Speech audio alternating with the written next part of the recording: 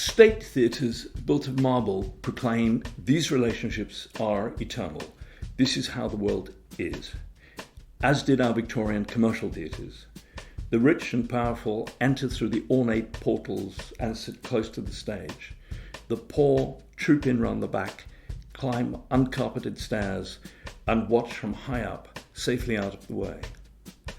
Hardwired into the design of our theatre will be the belief that everyone is of equal value, that nothing and no one is here forever. The proportions will be humane, the materials elemental, wood, glass, metal, stone. They splinter, they wear, they rust, they can be replaced, as we all can, as we all will be. This is Seven Stages, a podcast from the stage sponsored by Audible, and that is a quote from a speech given by David Lan back in 2002. He was fundraising to transform the Young Vic, which was a crumbling ex-butcher's shop near Waterloo Station, into the emblematic building it's become. David was the Young Vic's artistic director for almost 20 years, and in that time he transformed the landscape of British theatre, ensuring international collaboration, community outreach, welcoming people into the building and sending them out into the world to continue the good work. I spoke to David a couple of weeks ago, just before the kind of coronavirus shutdown, when time seemed to have a different quality, but we met because he's just released his autobiography, As If By Chance. Even if the productions he mentions are no longer happening, you can still buy the book, and it's really, really wonderful. In it, he describes beautifully, almost kind of novelistically, his life from his childhood as a gay, Jewish, theatre and poetry-obsessed boy, growing up in apartheid South Africa, troubled by his parents' fractious marriage, to his first performances as a stage magician, feigning sickness to avoid national service, shouting matches with David Mamet, observing possession rituals in Zimbabwe while researching his acclaimed ethnography. He talks about moving to London, meeting his longtime partner Nicholas Wright, renovating and running the Young Vic. We didn't have time to cover all of that, but we did start with a very strange family connection to Cary Grant. Just to get one thing out of the way, is it true you're related to Cary Grant? No, sadly. You know, for years, if I was in a bookshop and happened to see the celebrity bookshop, I'd look for a Cary Grant biography, looking for the one which would prove that what my grandmother said was true. So what was it she said? What she claimed?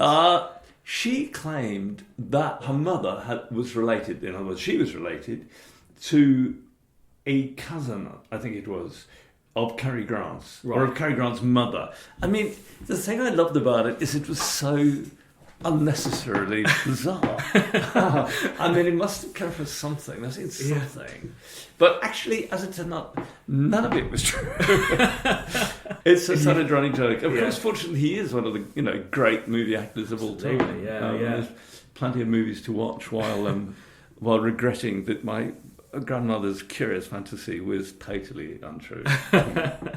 So the interview proper begins with the beginning. So what was the first show you remember seeing? I think the first show I remember seeing, one which I have a visual memory of, is a production of A Midsummer Night's Dream in a park in Cape Town where I grew up. And most of the directors who worked there were English people who were brought out. I think that's true. And there was an actor-director called Leslie French who had quite a big reputation, not a major reputation, but a reputation in this country, in the UK, who came out and directed shows and acted in them. And in this case, he played the part of Bottom. And he was a very short man. And I can see him now doing the die, bit of it. And just thinking, it was kind of uncontainably funny. And it was, again, if I saw it now, I'd probably think, I don't know what I think about it. It's not what I think about it. Yeah. But it was very, very funny. I remember that. I remember that quite well. And Maynardville, as you mentioned, is, a really interesting place. And it was, from its beginning in the 50s was non-segregated as a space. Was it a kind of political act to attend? Do you remember? I think that would be putting it a bit strong, though, that it was a political act to attend. I don't know that. I don't, obviously, I mean, when I went mostly when I was very young, but But certainly the people who ran it and the other theatres that they were associated with were oppositional, were, without question, oppositional. And the idea that theatre should be segregated, or in fact that any part of one's life should be segregated, was anathema, was obviously wrong. Which is not to say that they and my family and me didn't live comfortably within that contradiction. We did. Seems from the book that your kind of awareness of that political landscape of South Africa and in fact global politics, that came quite early on. You seem to have had all these kind of intense discussions with your dad late at night and talking about the politics, global politics. And very, very much so. I mean, global is probably putting it a bit wide. Okay. But yeah, it's still very alive to me, that experience of growing up in a circumstance which you feel is wrong, unjust, and that compromises everything that you do. I mean, it happened to be within apartheid South Africa, people growing up in this country, unhappy or distressed by inequalities of class or of power and so on, might feel exactly the same thing. And if you find a way of making yourself up through the system, then you get caught up in or potentially caught up in contradictions as the way you live and what you believe and what you're trying to achieve and and the compromises that you may or may not decide to make and so on. My father was first generation, born in South Africa. His parents came from Europe, came from Lithuania. But I mean, within our milieu, the political engagement was taken for granted. And it sounds like it wasn't necessarily a very easy marriage, your mum and your dad, and there's a line in your book which struck me, and I just wanted you to kind of explain it a bit, maybe expand on it. Overhearing grown-ups quarrel in the next room is how theatre begins. Yeah, no, most theatres are 2 rooms, and you sit in one room, and on the other room, which is slightly higher up and lit in a peculiar way, there are people quarrelling about one thing or another, whether it's the state of England or whatever else they may choose to get unhappy about. Look, it's a very early memory of mine, and I'm sure of many people who were brought up in houses where the acoustic separation between rooms was less than perfect, is to hear other people's distress when you can't understand it. And any sign of unhappiness appears to threaten the viability of the whole social unit. I have observed amongst friends, people who work in theatre or in film or in music, that sometimes the desire to entertain, to bring people together, to make people laugh, goes deeper than merely having discovered that that's a way of living their lives.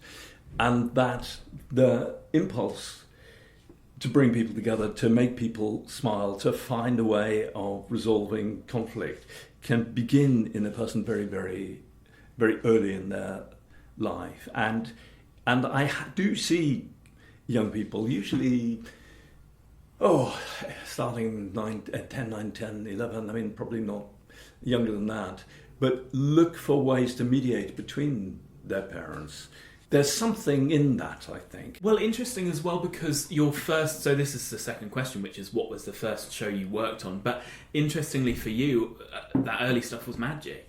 And I always think that there are a lot of people who seem to be attracted to magic because it offers you the resolution. There's no loose ends, there's no mystery if you're the magician. It's the answer to everything in the world. Yeah, no, I think there's a lot on that, in that. It's a metaphor for making the impossible possible. And this was young, so this was probably the first performance you were doing was sort of entertaining neighbours' children, and you were an assistant in a panto. That's right. Abanazar's assistant, I think, were you? Yes, I was Yes, I was. That was the first show I was involved with. The actor playing Abanazar in Aladdin was not very good at doing magical tricks, and I was got in as a kid, and probably as a joke, as a sort of, this was a very, very, very young magician. It's a cheap laugh, isn't it, in a way?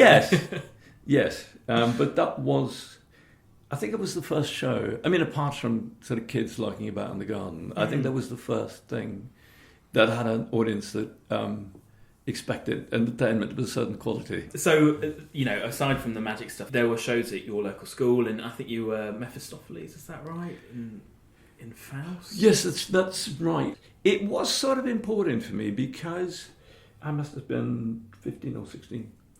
And it was, it's a complicated text, and trying to make sense of that, even at that level, was good. It was good for me.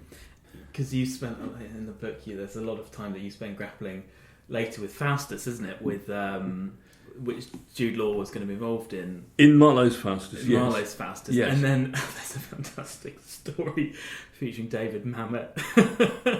Tell me what happened there.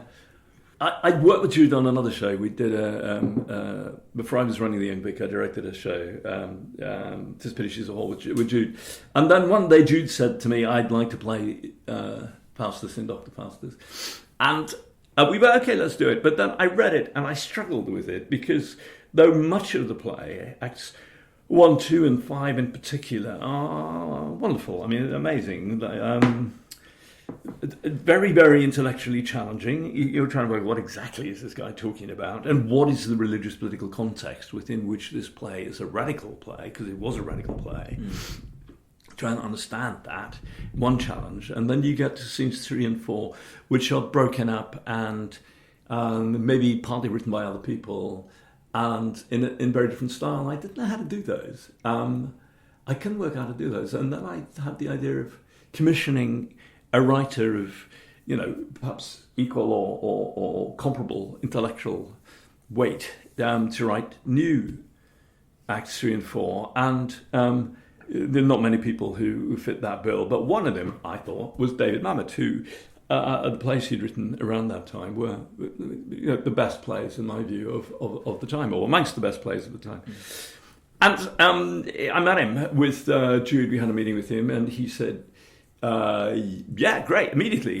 I suppose he had time to think about it, but he went, yeah, great, I'll do that. And then, and we were very pleased, great, okay, so we'll have Acts 1, 2 and 5 by Marlowe and Acts 3 and 4 by Mamet. What could be wrong with that? And then, quite soon after, I got a call from him saying, I have a better idea. I've got a better idea. I've been thinking about this, and I think I could write you a whole new play on this theme, which you could direct and Jude could play. And again, you go, wow, wonderful. Mamet's play, Edmund, it's nothing like Faust at all, but it's a really wonderfully complex and subtle and powerful and upsetting portrait of a man sort of coming to pieces. You go, okay, let's have one of those. And the months went by, and we didn't receive anything from him. And then eventually we did get a play from him called Dr. Faustus. And, whatever one may think about his recent work, he has written wonderfully. But this was not one of the wonderful ones. It was not a very good play. It must just be a thing you have to deal with as an artistic director, that you pick up the phone to a very famous, quite opinionated playwright and you say, we're not doing your play. Yeah. It must take quite a lot of resolve, bravery. It may do, but there is no alternative. You can't send an email.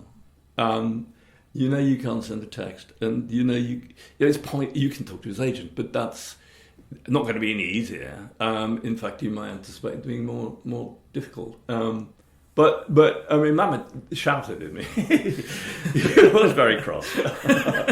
He was very, very cross, and I can remember that. It's funny. It's one of the things that made it possible for me to write the book without any notes. I can remember. Maybe everybody can. I don't know, but I can remember exactly where I was in different experiences. I can see myself now standing in a particular place going, oh my God, all right, do it now. Thinking it's never going to be easier. I could wait till tomorrow, but it'll be just as bad as today. Do it now.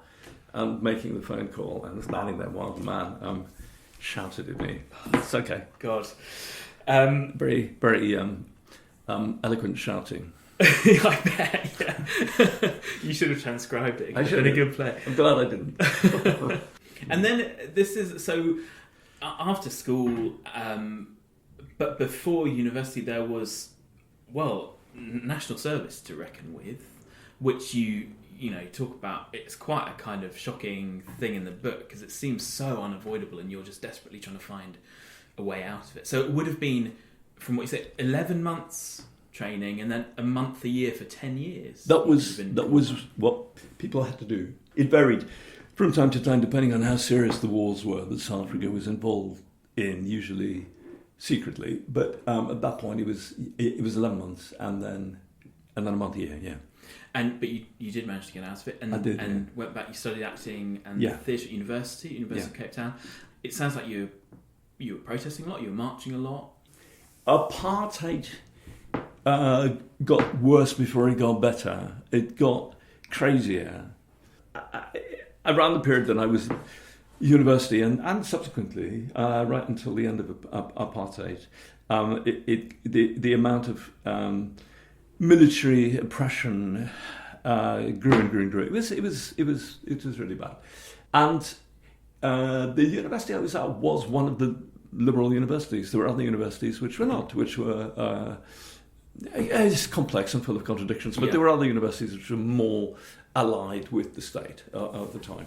But the University of Cape Town was sort of famously a hotbed of radicals and left-wing and anti-apartheid activists, and I easily fell into that company. Yeah. And it strikes me that pretty much since then, there's not been a piece of work that you've written, you've directed, you've produced that hasn't been a response to a critical or horrific or dangerous moment in history or in the politics of a particular society. Well, interesting thing to say. I wouldn't have volunteered that. I'll have to think about whether that's so. I suppose there's a poem by Brecht that I go back to quite a lot, and I quote briefly in the book. And in that poem, he sort of says, in my view, almost everything you need to know about how to make theatre now. But one of the things he says, and it is very, very simple, but is profound, I think, which is that when you're in the theatre, when you're in a theatre, when you are sitting in a theatre, you are also sitting in the world. And that's true. That's true. You're not outside the world, you are in the world. You made me think. I've just come back from a month of producing a show in New York, and I met somebody who was asking me, what are you doing there? And I said, I ran the theatre called the Young Vic. And she said, I know the Young Vic. I love the Young Vic. And people say I'm always a little bit anxious because, especially if they're Americans, because they're usually thinking of another theatre of a similar name. And she said, I love the Young Vic. I saw a wonderful production of a play by Noel Coward there. And I went, no, that wasn't us. Yeah. That wasn't us. I can't remember all the shows we produced over 20 years, but if it was by Noel Coward, that wasn't us. It wasn't on the Young Vic. So the where are we? Third question, I think this is. What's your favourite show you've ever worked on? Which I know is an impossible question. A couple you mentioned were View from the Bridge, Eva Van Hove's production. Eva Van Hove, first production of Eva Van Hove that we had in the UK, in fact. Simon Stone's Yerma and Johan Foster's I'm the Wind, which Patrice Chéreau directed. So let's talk about those productions. So I didn't intend to direct to produce a play of Johan Foster's. What I did intend to do was produce a production of Patrice Chéreau's. And when I started with Patrice, it took years and years and years. I mean, I took years for that production to come to fruition. He's one of those characters who just leaps off the page in the book. I mean, he just sounds like a man of quite extraordinary temperament in the way that you describe him. I mean, you want people who can only do stuff in the way that they can do it. And he sounds like one of those people demanding 8 weeks of rehearsal instead of 5, and he's got a very particular way of doing it. And very touchingly, movingly, you describe his funeral as well, because sadly he passed away a few years ago, I think. But the way Patrice wanted to work is the right way. People sometimes talk about difficult directors. All directors, all good directors are difficult, and it is in their difficulty that their interest lies. And then, another visionary, Eva Van Hove. So, it seems like there's a theme in the book of your persistence and patience, I suppose, because these people, Simon Stone, you seem to be chasing him around Europe, trying to get him to do a production for you. Eva Van Hove, his diary was booked up for years, but you persisted. Yeah, but I mean, I don't ask for any particular thanks for that. That was the job as I saw it. I mean, is to look for the best people, the people whose work I love, and to bring them, and to try and see what would happen if they work with us here now. Eva's a friend, and Eva's become a friend, and there's a different sort of relationship altogether. But initially, he was wary of this project, and we've talked about it a lot over the subsequent years, and how wary he was of taking this on and taking it on with a sort of funny little theatre in a scrubby end of London. But we had a very good time, and he did a remarkable production. And I think, though, Evo, turns out more than almost any other director on the planet. I mean, he goes from show to show to show. But I think we agree that his View from the Bridge is one of his best. You're talking about his wariness. Is that because it just didn't seem to be the sort of thing he would do? It wasn't the sort of thing he would do. No, and he said, I remember an interview he gave to one of our distinguished newspapers, I've forgotten which one, the FT maybe, where he said, I don't really like Arthur Miller. I don't think he's very good. I don't like his tone of voice. There's a great quote in the book where he's like, well, it's just an Arthur Miller play, isn't it? Yes, I mean, that really wasn't what I wanted to hear. 2/3 of the way through rehearsal. But that is, it's just an Arthur Miller play. That's all it is. Thanks a bunch.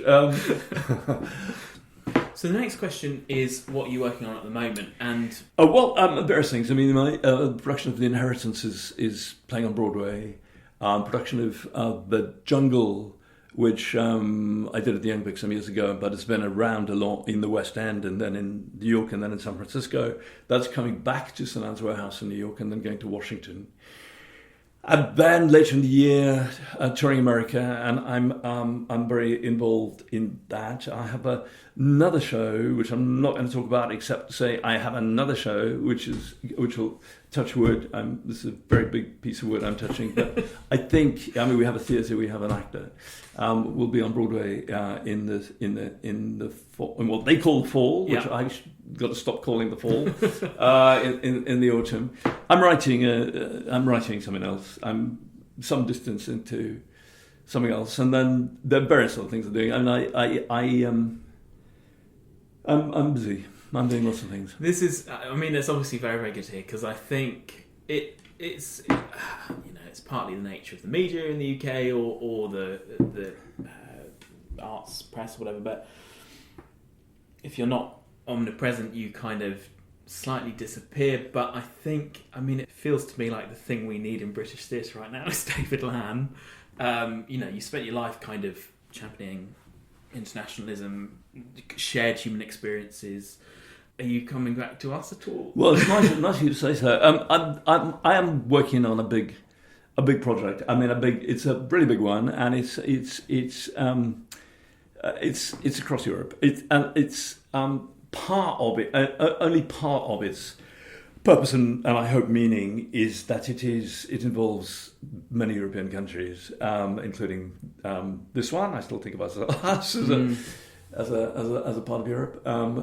It's a big old thing, which there are many of us involved in producing. It's not a show. It won't take place in the theatre, but it will be a big event involving many, many different organisations, and I hope to be able to talk about it in a few months' time. Right.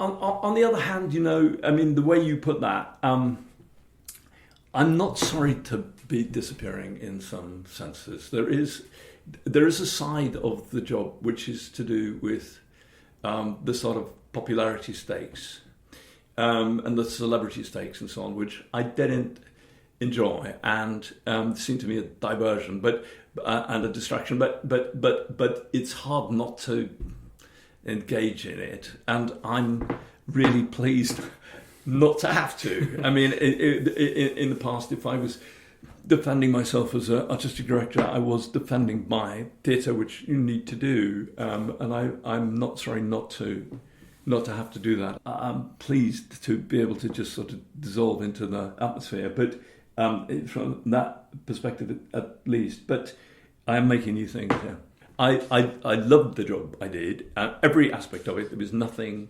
involved with the running of a theatre that I tried to avoid. Other people did aspects of it much better than I did it, but I was involved to some degree with all aspects of it, and that was great. But having handed over my keys 2 years ago now, there are a number of things I'm glad I'll never be asked to do again.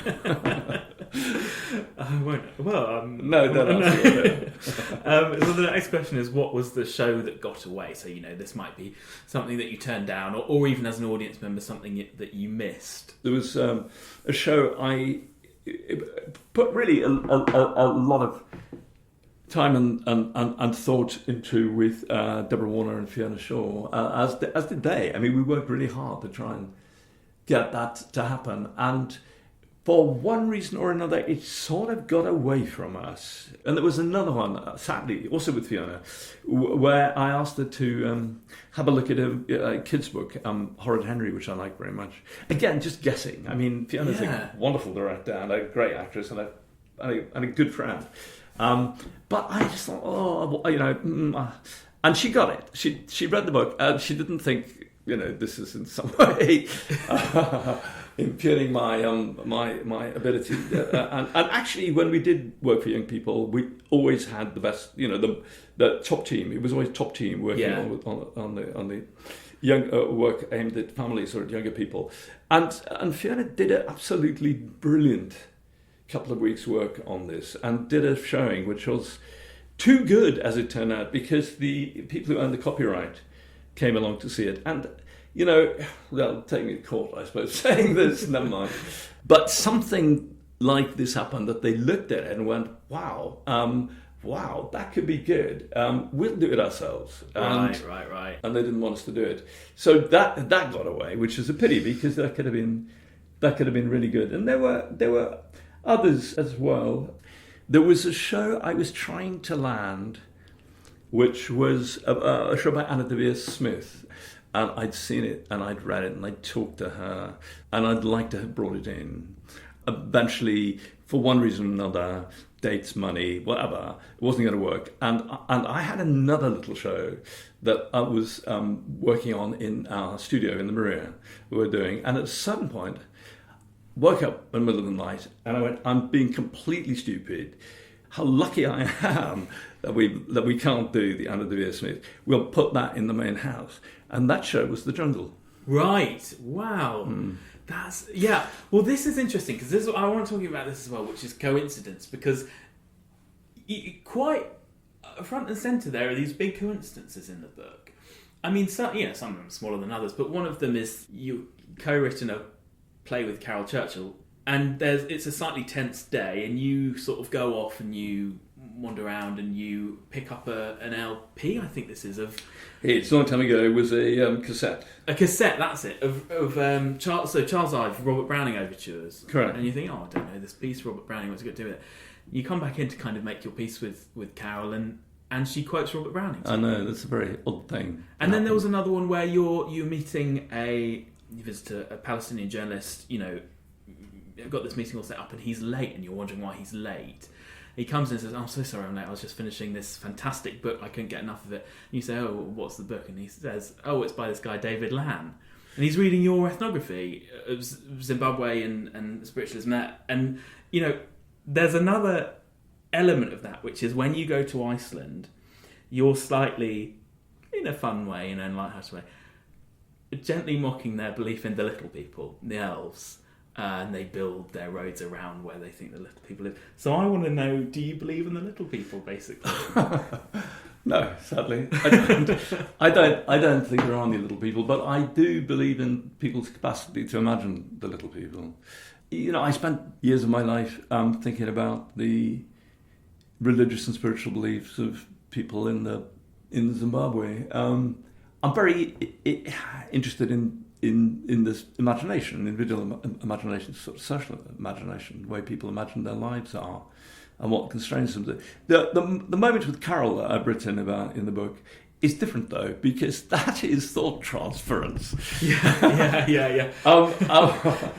Or it's nothing, or it's chance, it's coincidence. Yeah. The reason I think it's thought transference, and I talked to Carol about it again after she'd read the book, is that it wasn't me. I was thinking about Robert Browning for the reasons you said, but when I walked up to Carol in the foyer of the Birmingham Rep, it was Carol who said to me, "Why am I thinking this? Yeah. Why am I thinking this?" So it had kind of popped into her head as unbidden, and there's very interesting thinking about what people call the subconscious, about what's going on below one's capacity to immediately articulate it. And we could spend many happy hours on that subject, but it does seem that we are taking in infinitely vast quantities of information all the time, which the brain is editing and going, "You're interested, just forget about that, just stay with that. You're talking about your life in the theatre, forget about what's coming through the window." But actually there's a lot coming through the window. There's an enormous amount, the sunset that's happening way over there, and the colour of the clouds and the silhouette of the buildings. It's all coming in. Somehow we can sometimes use that. Can't explain it. Well, exercise your imagination now. Question 6 is, if you have an empty space and an unlimited budget, what are you going to stage now? I've produced a lot of shows in theatres, and I'm not going to do that until and unless there is the specific show that I think I can do better than anybody else, for whatever reason, which is the principle I operated on at the Young Vic. I only want us to do the work we can do better. If somebody else can do it better, they should do it. Well, I'm writing. And when I was running the theatre, I didn't. 20 years I didn't write. The odd thing is, I got the job very unexpectedly, and my memory is that I was halfway through a version of Philoctetes by Sophocles, and I got the job. And I went away on holiday for a couple of weeks and came back and I started the job. And my memory was that I'd left it half completed in a drawer. Well, a couple of months ago, for whatever reason, I opened that drawer and I found I'd actually got to the end of it. Oh, right. It's very rough, and I'm not saying it's any good, but but between putting that in the drawer and coming back to it 20 years later, I didn't write anything. Yeah. I read a million bits and pieces for the papers and so on, but I didn't write anything of any substance. But I wrote the book, and I'm writing something else, and that I'm very preoccupied with that. There isn't a sort of producing hole in my consciousness at the moment, or whatever I've got is taken up with what I'm trying to write. But when I think of the show, or somebody kindly suggests it to me, I'll be happy to do it. And then the final question: what's the one show you'd happily watch on a loop for eternity? I don't want to watch a show for eternity. Heaven is the opposite of theatre. And the whole thing about theatre is it ends. Thank God, it ends. I mean, even if it's The Inheritance and it lasts 7 hours. Yeah. Music, on the other hand, I was, even thinking about your question. There is some music that I think I could probably listen to for a long time. Eternity is a very long time, but there is certain music I listen to over and over and over and over again, and it feels Bach preludes and also the Shostakovich preludes, piano preludes, which especially one recording of them, the Keith Jarrett recording of the Shostakovich preludes, I listen to over and over and over and over again, and the Glenn Gould Bach preludes.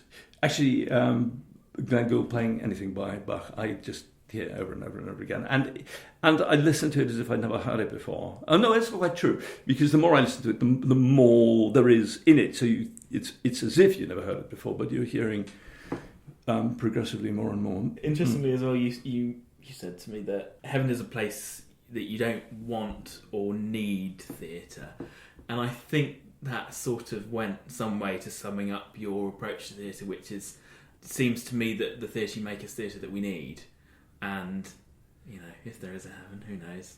It'll be a place where we don't need it anymore. Oh it's interesting that you say that, Tim. I mean, it was always guessing that other people would need it as much as I felt I needed it. I don't want to be faux naive about it. I wanted every house to be full. But the gamble was that it would be full because my need had plugged into... It's only a 400-seat house, and we're living in a very big city. But there would be enough people who would have the same response as I would. And as you say, when I get to heaven, we will all just be sitting around going, isn't this great?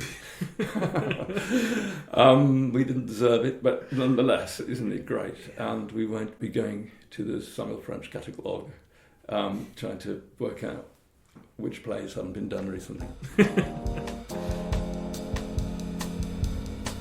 David Lan, what a man! As I mentioned, 7 Stages is sponsored by Audible, a resource which I think is more valuable than ever while everything else seems to be on pause. As well as a huge range of audiobooks, they've got a fantastic selection of audio theatre productions, including Dennis Kelly's gut-wrenching monologue, Girls and Boys, starring Carey Mulligan. I saw this at the Royal Court in 2018 and it works so well as an audio play. I don't want to give too much away, but it follows a woman as she kind of describes her life and it gets more and more intense as it goes on. You can listen for free with a 30-day trial at audible.co.uk/girls and boys. After 30 days, prices start at $7.99 a month and it renews automatically. That's all for now. Head to thestage.co.uk for updates and advice on coronavirus, and I'll be back in a fortnight. Thanks for listening. Bye.